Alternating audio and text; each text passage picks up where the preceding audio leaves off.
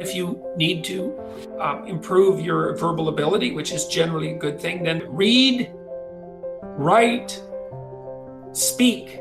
Understand that developing those abilities might be of tremendous use to you, because it's one thing to live properly, and that's not a trivial thing, but it's another thing to be able to articulate yourself and to be able to negotiate. And generally speaking, there's nothing about that that isn't advantageous. If you're going to speak about something, you need to know a lot about it. You need to know 3 or 4 times as much as you're going to speak about at minimum. So first of all, you have to do your background research. You have to have multiple stories at hand that you can use to illustrate your point. And you have to have a point. You have to organize what you're talking about around a problem. So before I go on stage to speak on my tour, I always sit for half an hour, some of which involves usually about 5 minutes of anxiety. And I think, okay, there's a problem I'm trying to address tonight, a central problem or a theme. What is it? It might be courage, it might be responsibility, it might be meaning. I think, and that serves as an organizing principle. So that would be the point. And then basically I organize, say, a dozen stories around that, and I can kind of arrange them in it as a journey. And it's a journey that circles the main point. And so I'm trying to explore it, to say what I think about courage, let's say, but to take what I'm thinking farther than I've taken it already. And so that I can plot out, little 5-minute stories that I have that are associated with courage. And then I can talk to the audience. And I would say, talk about what you know. Use your personal experience, because that's something that you're actually a master of. You can bring in other material, but it has to be tied to the real world through your own experience. Otherwise, it's not real. And the other thing I would say is you're telling stories. So every fact that you relate, or every set of facts, has to be tied to a story. There has to be a meaningful output, which is something like, why is it important to your life that you know this fact? How is it related to how you're going to conduct yourself moving forward, or how you're going to see the world? So, because that's kind of the essence of meaning. How does this fact change the way you perceive the world or act in the world? That's the meaning of the fact. And facts without meaning are dull. So you need to know that. You need to tell the truth.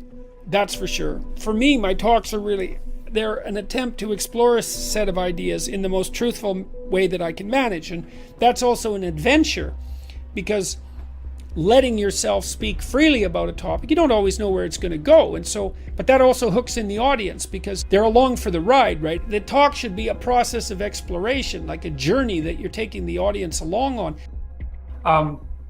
Doesn't hurt to read. Really doesn't hurt to write. A little bit of writing every day clarifies your thinking. It's a hard thing to do, and it's an unlikely thing. Most people won't do it, but you read. You think, you write. The reason you write is because writing forces you to articulate your thoughts. It organizes your brain around whatever it is that you're writing about. And one of the easiest ways to write, there isn't any real easy way, but one of the easiest ways to write is to write down a problem. It's like, well, what problem is bothering me? Well, you can write about that, first of all, to get the problem clear, because that's a hard thing. Then you start to write about what might possible solutions be. And you fight with those solutions, because, you want to kill off the stupid ones. And then, maybe you need to learn to speak more fluently.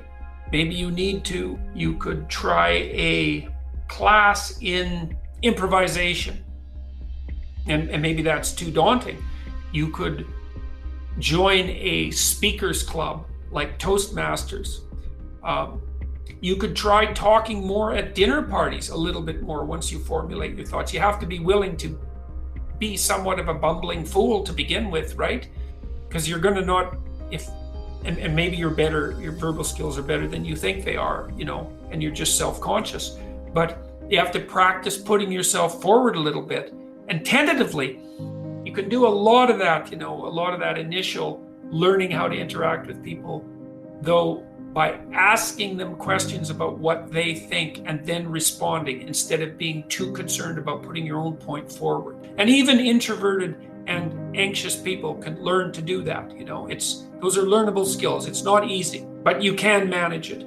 You can also speak carefully, and listen to what you're saying, and only try to say things that you think are true. That's also unbelievably useful. You have to feel that out. Like, is this really what I believe, or am I putting it forward because I want to look good, or I want to dominate, or I want to express obliquely an emotion that I'm too cowardly to come out and confront directly, or am I being manipulative? There's lots of reasons that people use language, but what you really should use it for is to state what you believe to be true, and then to let the consequences of that unfold. And so that can also help you. I can think in images. And so if I'm building things, because I like to do carpentry and fix houses and that sort of thing, and so I like to build things. And if I'm figuring out how to build something, I can picture it.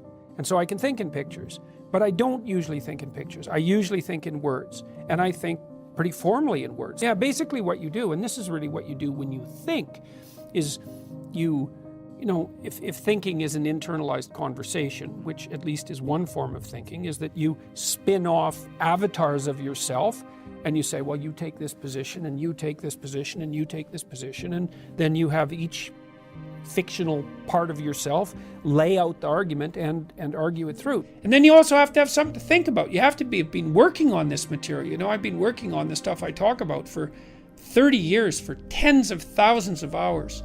And so I have that reservoir of knowledge, I suppose. And, whenever I read something new, I'm slotting it into the knowledge structure that I use to generate my talks. And I'm reading all the time. And lots of the things I read, I forget. They're not relevant to my central mission, whatever that happens to be. It looks something like the delineation of the relationship between responsibility and meaning, and maybe responsibility, meaning, and perception. It's something like that. And so I have a central concern, or deeper than that in some sense.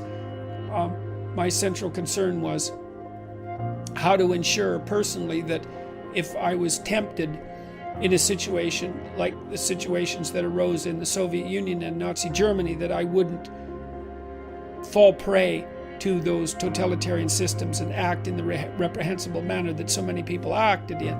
That's really been a driving concern of mine. And that bleeds over into the relationship between meaning and responsibility and perception. So there's a core set of problems that I'm working on, and every talk is an attempt to further develop those. So you also have to have a problem, You think, well, you don't want to have a problem. It's like, yeah, you do. You've got problems anyways. If you're alive, you've got problems. Pick one of them. It can be your problem, and that can be the problem you try to address, whatever that happens to be. And then you have something to talk about. How am I going to address this problem? How can this problem be addressed? So you need to have a problem too if you're going to talk, just like you need to have a problem if you're going to write, because the writing is an attempt to solve the problem, and so is the talking. If you're not trying to solve a problem, what the hell are you doing talking? Why should anyone care? It's got to be a real problem too, like a nail biter of a problem, a dragon of a problem. And if it's a problem that everyone else shares, so much the better. So, and then you grapple with it.